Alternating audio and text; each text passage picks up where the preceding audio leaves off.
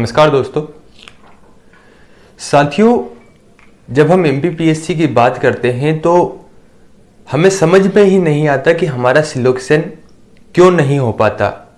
लेकिन अगर हम गौर करें तो हम पाएंगे कि हमारा जो सिलेक्शन है वह कोई दूसरा नहीं रोकता, बल्कि हमारा सिलेक्शन हम खुद ही रोकते हैं। हम खुद को ही बहाने देते रहते हैं और हम सिलेक्ट नहीं हो पाते। अगर यकीन ना आए तो आप खुद देखिए। उदाहरण के लिए, आज आपने सोचा था कि मैं 6 से 7 घंटे पढ़ूंगा, है ना? तो आप बताइए आप क्यों नहीं पढ़ पाते हैं? उसके पीछे लॉजिक क्या होता है, कारण क्या होता है? उसके पीछे सबसे बड़ा कारण यह है कि हम इस बात को सोच तो लेते हैं कि हम 6 से 7 घंटे पढ़ाई करेंगे, लेकिन इस पढ़ाई को करने से अगर कोई हमें रोकता है तो वे रोकते हैं हम खुद। स्वयं ही हम अपने आप को रोकते हैं।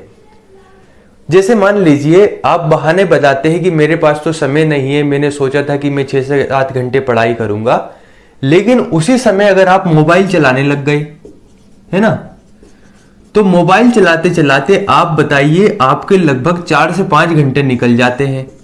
तो क्या ये जो 4 से 5 घंटे आपके निकल गए, ये वाला समय आपने अलग से निकाला था क्या?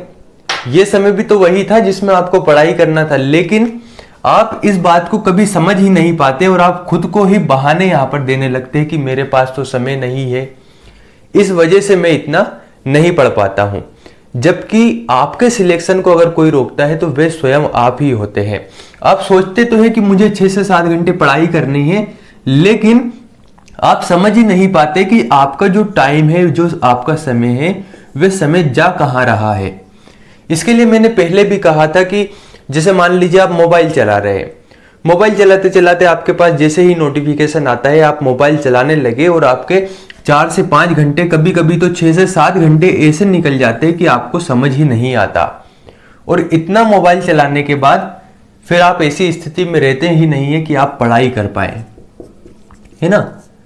इसलिए आपके सिलेक्शन को कोई दूसरा नहीं रोक रहा, बल्कि आपके सिलेक्शन नहीं होने के पीछे सबसे बड़ा कारण आप खुद ही है। आप भले ही कितने ही बहाने बनाते रहिए कि मेरे पास तो संसाधनों की कमी है, मेरे पास नोट्स की कमी है, मेरे पास ये चीज नहीं है, वो चीज नहीं है, जबकि मैंने पहले भी कहा कि अगर आप एक बार एक नोट्स में, एक कॉपी में आप आपके दिन की जो दिनचर्या है, यानी अगर आप लिखना शुरू कर दे कि आप दिन भर क्या कर रहे हैं, तो आपको समझ आ जाएगा कि आप किन चीजों में बिजी है। आपको एहसास होगा कि मेरा जो अधिकतम टाइम है वे ऐसी जगह पर जा रहा है जिसका कोई उपयोग ही नहीं है।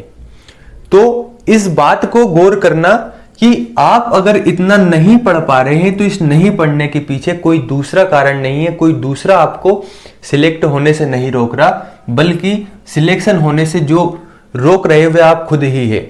आप खुद को बहाना दे देते हैं कि आज तो मेरा पढ़ाई करने का मन नहीं है, या कह सकते हैं आज तो मेरे पास नोट्स नहीं है, मेरे पास संसाधनों की कमी है, ये काम है, वो काम है, ऐसे बहुत सी चीजें, इसलिए मेरे पास टाइम ही नहीं मिला।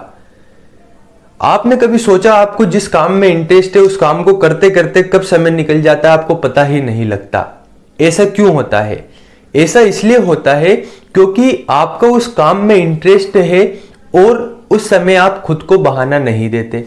यहां पर 6 से 7 घंटे हिड़ना कोई बड़ी बात नहीं है, लेकिन आप इस बीच में कई ऐसे उदाहरण खुद को देते हैं, आप कई ऐसे अनावश्यक कार्यों को खुद को बताते हैं कि वह आपको आवश्यक लगने लगते हैं।